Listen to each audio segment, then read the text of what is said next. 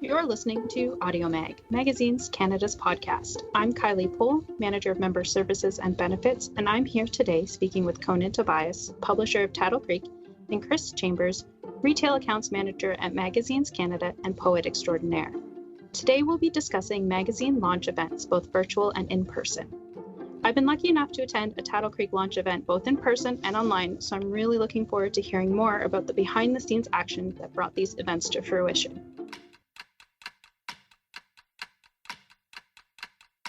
Conan and Chris, thank you so much for being here today. Hi, Kylie. Thanks for having me. Thanks, Kylie. To start things off, Conan, why don't you tell us a little bit about Taddle Creek? Taddle Creek was founded in 1997. It is a twice yearly, some people still call it a literary magazine, but it does a lot of other things as well. Publishes fiction and poetry and comics and creative nonfiction. Yeah, it has a website and a podcast and regular launch parties. Amazing. So during pre-COVID times, as we like to call them, how would you start planning your launches? Let's just go right into it. Yeah, I mean, when we first started, I kind of made the maybe foolish decision to have a launch for every single issue. We were annual for the first few years, so that it kind of made sense. As we went to twice a year, it's not that bad, but obviously there were times maybe you just don't want to do it. But I just kind of we had the momentum and the record, so I just kept doing it for every single issue. So, I mean, planning there's not much to it. We've done different things over the years. It's mainly readings. We usually have about 3 people do some very short readings, or at least we ask them to do very short readings. Sometimes they don't. But and at times we've had music, or we had somebody do live painting on stage at one point, or just other little things here and there. But it's mainly readings at the bare minimum. We'll have it in a bar or a coffee shop somewhere in Toronto. So planning is really just, first and foremost, asking a few people that are in the issue if they'd like to read, kind of figuring out figuring out who a good reader might be, because not everyone who writes well reads well. They can't all be Chris Chambers. I was gonna say, how do you choose? I've read Taddle Creek, and there's loads of great people in there, and how do you decide who you get to come speak? And is it just purely who's a good speaker? Sometimes I'll have seen someone read before, and sometimes you just guess. Sometimes no one's ever been so terrible that you regret having them there. But everyone's different level of quality. It's not these people are writers. It's not necessarily what they do. It's something I kind of feel they have to do sometimes because that's how books are promoted and that sort of thing. But it's really just I just guess. So we pick some readers, and if there's depending on what's in the issue, we've had people do slideshows, so we kind of look at what else is in the issue and what else might be good on stage, and then we just find a place to have it and book it and show up. That's pretty much it. It's a pretty simple thing. All right. And Chris, from the other side, what do you consider before you agree to do a reading? Is it more a schedule thing, or? No, I've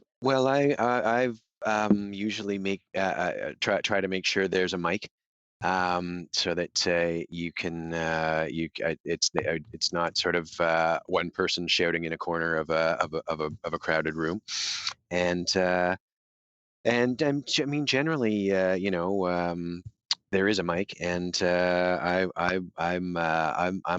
game for any kind of invitation for a reading. So it's usually pretty straightforward and kind of flattering in a way to be invited. And Chris will come and read in your living room. He loves to read. That's true. I have been gifted a Chris Chambers book, and I'm very glad to know his voice, so I can just pretend he's reading it to me. So, Conan, when COVID happened, why did you decide to continue to do a virtual launch? Is it just because that's what you've always done, or was it a careful consideration? No, like I said, we just had the track record, and I couldn't let COVID win and defeat us and break our 23-year streak. So I just there's so many online readings and stuff now. People are sick of them, I'm sure, but I just wanted to put it up there in case anybody wanted it, and it's just for the people in the issue and the people that read, it's just fair to give them a chance to. There was no reason not to, I guess. It was possible. It was easy. So I just thought we might as well just keep it going. And was it different obviously there are technical considerations, but was your process in planning it any different virtually versus in person? No, it was actually pretty similar to what we usually do. We have recorded them before, usually just audio. I don't think we've done video before. We might have once, but we got a friend of ours, Derek, to come and just move the camera back and forth. Kept it really simple. Again, it was just we just asked a few people that were in the issue if they wanted to come and read, make sure they felt safe doing it. We did it outdoors. We did one in the summer and one, our winter one we did in November, and we were really lucky. It was still warm enough that it was okay to be outside.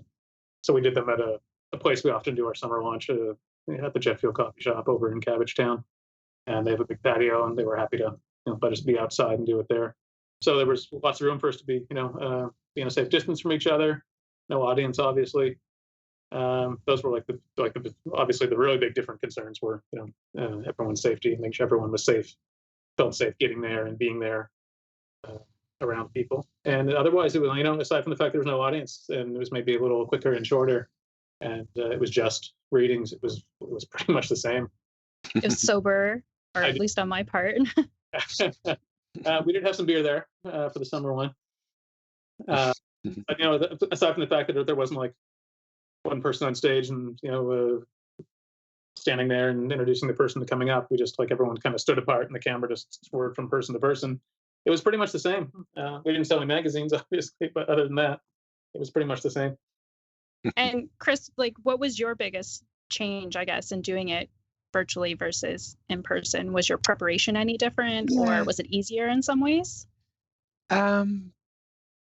I guess it was, in a way. You don't have the wild card that is the audience, but that was also the weirdest thing, to be honest, is not having much of an audience there when we were doing it. But no, I usually pace around my living room for a few days reading the things that I'm going to read, and prepared the same way. And it was Conan told us all to be there at a certain time. We were all there at a certain time, and it was not unlike a regular Taddle Creek summer launch, really, because it was we've done them at Jet Fuel for years now, but. Yeah, just the not having the audience a little strange, having to laugh extra hard at my own jokes, I guess, was complicated. Well, you always laugh at your own jokes. That's part of the fun of telling a joke. That's something that we've heard a lot about, or I have anyway, from organizing webinars and Magnet, is that it's really strange kind of talking into a void. At least you guys had other people there, other speakers or readers, I guess. Yeah, there was a little audience. A little audience, yeah. We clapped for everybody at the end just to make it feel like somebody was there. Yeah. That's nice. Got to have that sense of community regardless of size, right? Yeah, it was there. And Conan, what steps did you take to ensure a smooth broadcast? I know you said you've recorded things in the past, but did you do a test run? I know I attended the summer one, and you had a reader out west, and then she had to quickly pause because there were people on her trail. What kind of steps did you take in advance, I guess, is really my question. Yeah, thanks for mentioning that. I totally forgot about that part. That's a great point. Yeah, I think for our winter one, everybody was alive in Toronto, but yeah, for the summer one, we had a couple people out west. And you're going to make me spoil the magic of it now, but they were not doing it live. We did pre-record it. What? Yeah. So yeah, there was Sharon Mickey Chan and Emily Pole were both out in BC, and they just recorded their readings in advance and sent it over, and we spliced it in, even though I made it sound like I was cutting to them live. I obviously was not. I don't think I fooled anyone. Yeah, and Emily did that. I could have cut that out. Yeah, she was out in the woods reading somewhere, and some hikers came by, and she paused for a minute. I just decided to leave it in because it was kind of charming and funny, and it did just make it seem live. We actually cut away from it and came back. I pretended I was waiting for them to pass, but that was a complete lie. So it was all pre-recorded. Well, maybe this doesn't speak well to me, but I did not catch on to that. So There you go. I actually So good.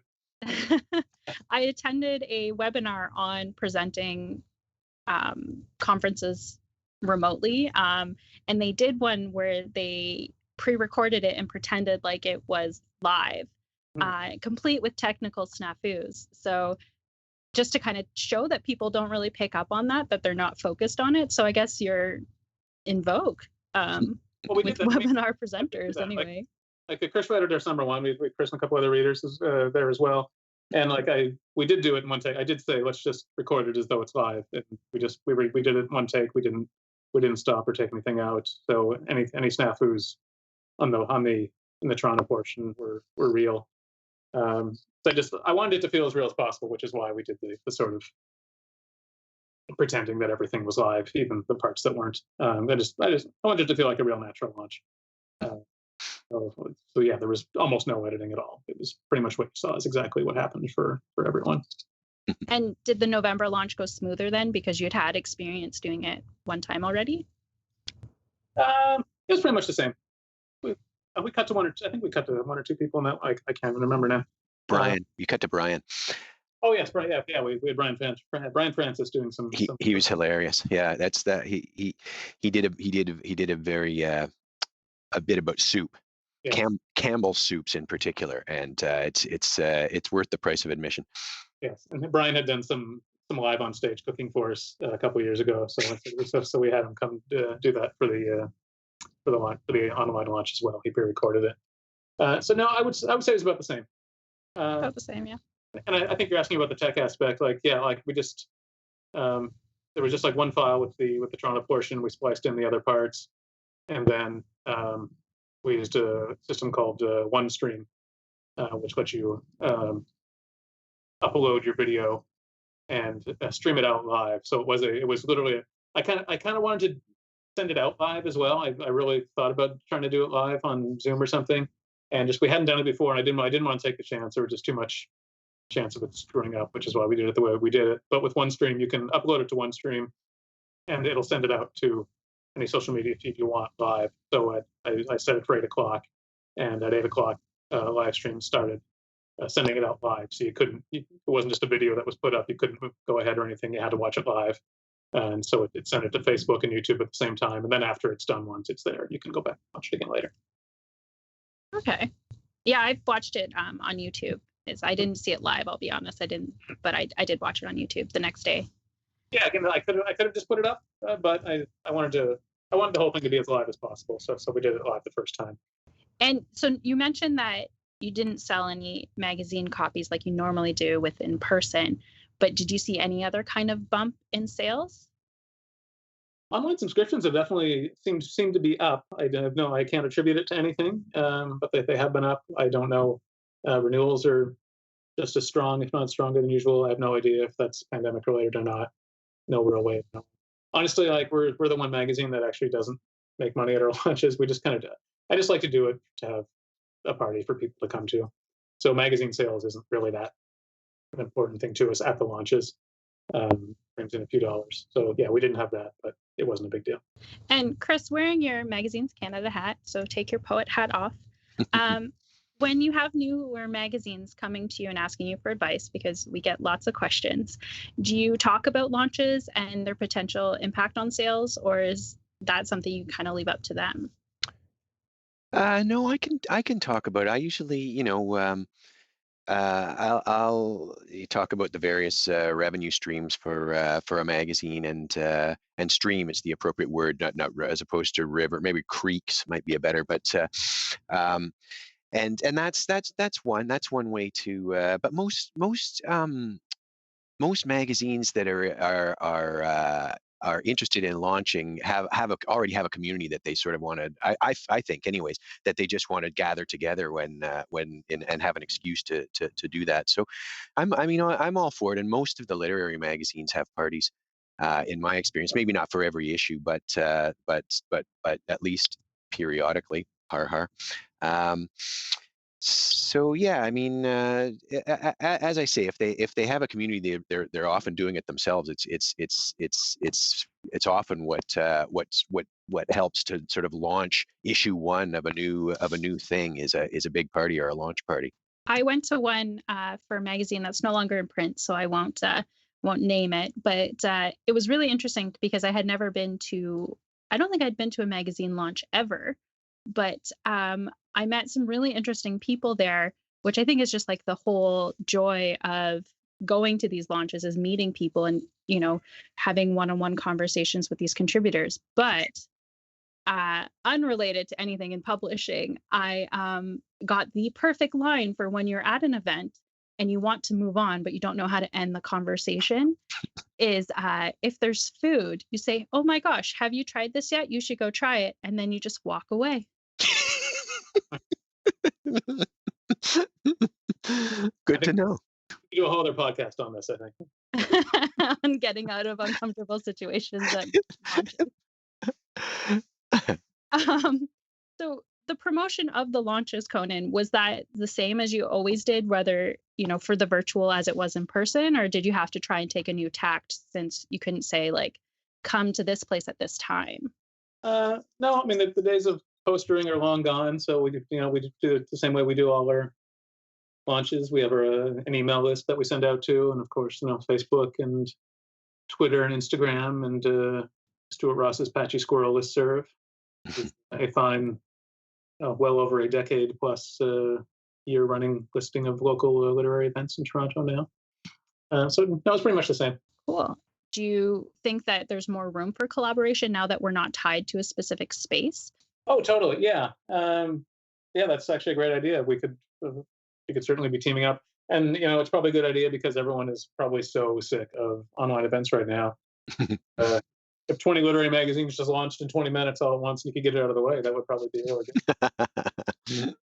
So yeah, of course, yeah, there's certainly room for that. Although I can't wait to get back on stage. Though I'm looking forward to the time where we can actually have an audience again.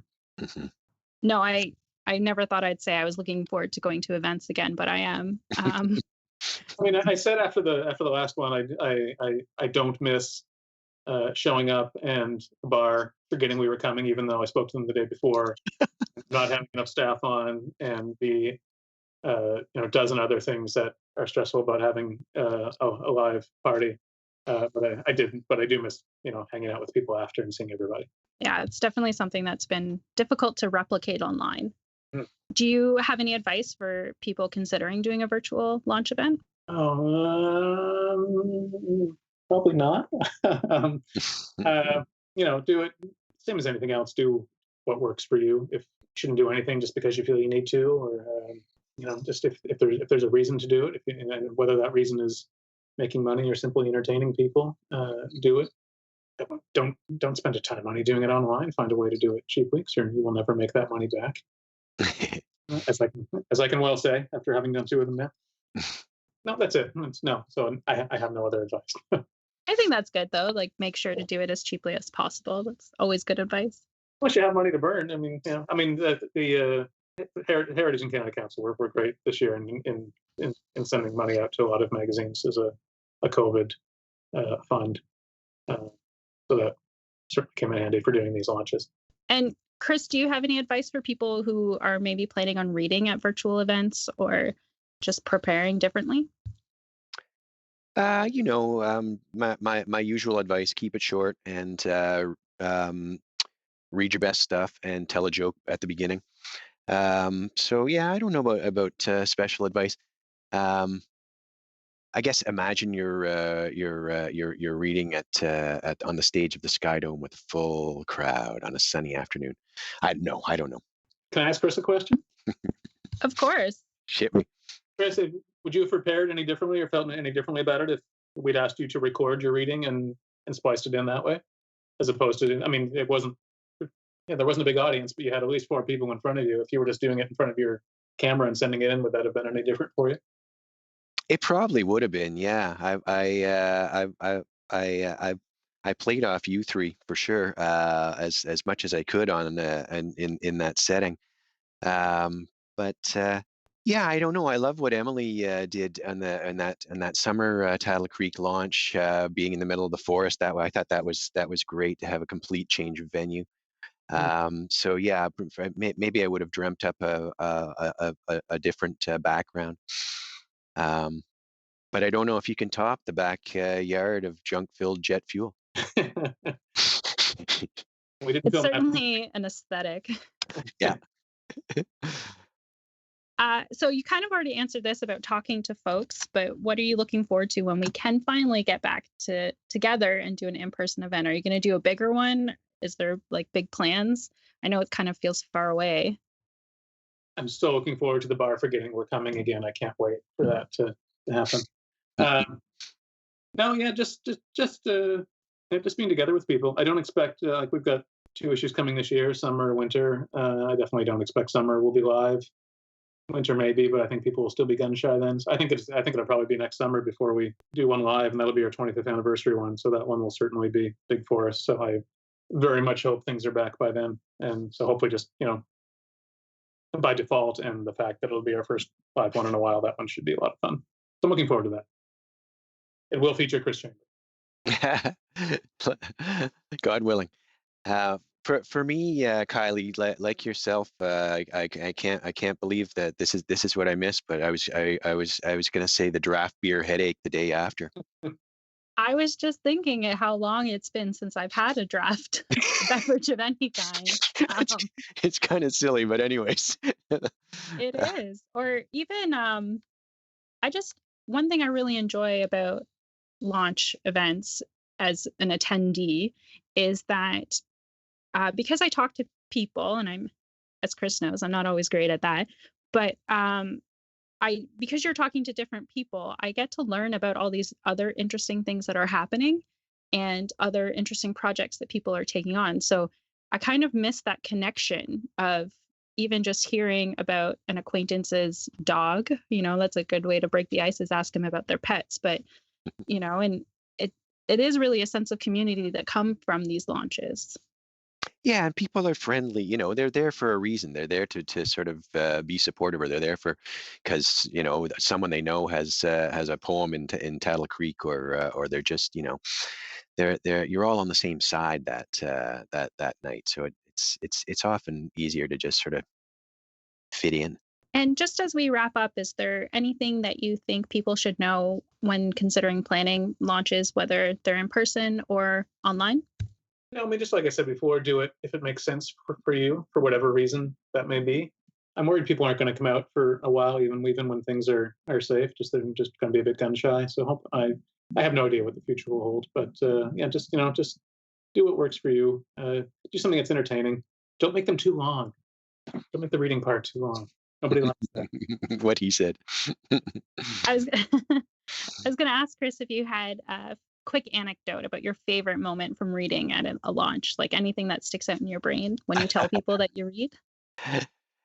Well, I'll tell you what, the summer jet fuel virtual Taddle Creek launch last summer 2020, we had it both ways, because we made the virtual, and then after the reading was finished, we drank a beer and sat there on the deck and had an in-person launch with Andrew Daly and Derek, the cameraman, and Conan and me, and it was so we managed to have it both ways that time. It was good. All right. Well, thank you so much.